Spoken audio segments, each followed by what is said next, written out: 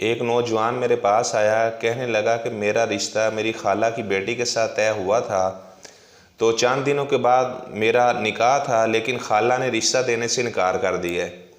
جب میں نے اپنی خالہ سے اس کی وجہ پوچھی تو خالہ نے کہا کہ آپ چھوٹے تھے، آپ کی والدہ بازار جانے لگی تو اس نے آپ کو میرے حوالے کر دیا، آپ رو رہے تھے، آپ کو میں نے اپنی چھاتی کے ساتھ لگایا تو آپ نے میرا دودھ پی لیا تھا۔ اب لہٰذا آپ میرے رضائی بیٹے ہو، میں آپ کی رضائی ماں ہوں، اور جو میری بیٹی ہے وہ آپ کی رضائی بہن ہے، تو لہٰذا میری بیٹی کا آپ کے ساتھ نکاح کرنا شرعاً درست نہیں ہے، کیونکہ اب وہ آپ کی رضائی بہن لگتی ہے۔ وہ نوجوان کہتا ہے میں بہت پریشان ہوا، میں فلاں مدرسے میں گیا، اس نے 2-3 بڑے مدارس کے نام لیے، تو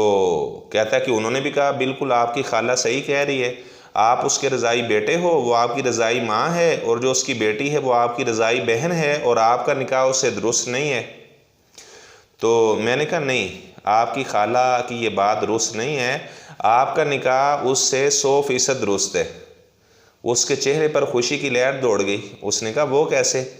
میں نے کہا آپ صلی اللہ علیہ وسلم کا فرمان موجود ہے مسلم شریف میں، اور یہ بات انشاءاللہ ابھی میں بیان کرتا ہوں، ڈسکرپشن میں درج بھی کر دی جائے گی، باحوالہ آپ وہاں سے پڑھ بھی سکتے ہیں۔ آپ صلی اللہ علیہ وسلم کا فرمان ہے لا تحرم المسۃ او المسۃان، ایک مرتبہ دودھ پینے سے یا 2 مرتبہ دودھ پینے سے رضاعت ثابت نہیں ہوتی۔ ایک روایت میں الفاظ ہیں لا تحرم الاملاجۃ او الاملاجتان، الرضعۃ او الرضعتان کے الفاظ بھی آتے ہیں، یعنی اگر چھوٹا بچہ کسی عورت کا 1 مرتبہ دودھ پی لیتا ہے تو وہ عورت اس کی ماں نہیں بنے گی، 2 مرتبہ دودھ پی لیتا ہے اس کی وہ ماں نہیں بنے گی، حتیٰ کہ 3 مرتبہ 4 مرتبہ بھی دودھ پی لیتا ہے تو وہ اس کی رضائی ماں نہیں بنے گی، رضاعت کی حرمت ثابت نہیں ہوگی۔ رضاعت کی حرمت کب ثابت ہوگی؟ جب چھوٹا بچہ کسی عورت کا، ایک تو بات یہ ذہن میں رکھے کہ 2 سال کی عمر سے پہلے چھوٹا بچہ اگر کسی عورت کا 5 مرتبہ دودھ پی لے گا تو وہ اس کی رضائی ماں بن جائے گی، 4 مرتبہ پینے سے حرمت ثابت نہیں ہوتی۔ آپ صلی اللہ علیہ وسلم کا فرمان تو میں نے آپ کو بتا دیا، 1 مرتبہ دودھ پینے سے 2 مرتبہ دودھ پینے سے رضاعت ثابت نہیں ہوتی۔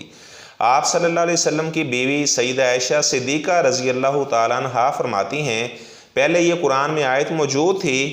کہ 10 مرتبہ اگر کوئی چھوٹا بچہ کسی عورت کا دودھ پی لے گا تو وہ اس کی ماں بن جائے گی، 10 مرتبہ۔ تو اس کے بعد 5 رضاعات کو منسوخ کر دیا گیا۔ آپ صلی اللہ علیہ وسلم نے جب وفات پائی تو 5 رضاعات کو باقی رکھا گیا،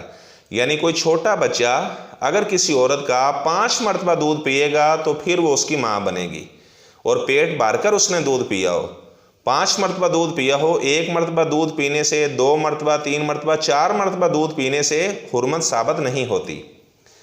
تو اب یہ قرآن مقدس میں آئے تھی کہ چھوٹا بچہ 5 مرتبہ اگر کسی عورت کا دودھ پی لے تو وہ اس کی ماں بن جائے گی، یہ قرآن مقدس کی آیت تھی۔ اب یہ قرآن مقدس میں آیت تو موجود نہیں ہے لیکن اس کا حکم باقی ہے، جس طرح رجم والی آیت یہ سورۃ احزاب میں موجود تھی، الشیخۃ او الشیخ و الشیخۃ اذا زانیا فرجموہما البتۃ نکالا من اللہ واللہ عزیز حکیم، لیکن اب یہ آیت قرآن میں موجود نہیں ہے لیکن اس کا حکم باقی ہے، یعنی قرآن مقدس میں بعض ایسی آیات تھی جن کو منسوخ کر دیا گیا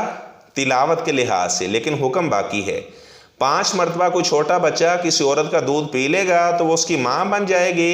یہ قرآن مقدس کی آیت تھی، اس کی تلاوت منسوخ کر دی گئی، حکم باقی ہے۔ اگر کوئی شادی شدہ آدمی زنا کرتا ہے، عورت زنا کرتی ہے تو اس کو رجم کیا جائے گا، پتھر مار مار کے اس کو ہلاک کر دیا جائے گا، یہ پہلے سورہ احزاب کی آیت تھی، اس کی تلاوت کو منسوخ کر دیا گیا، اس کا حکم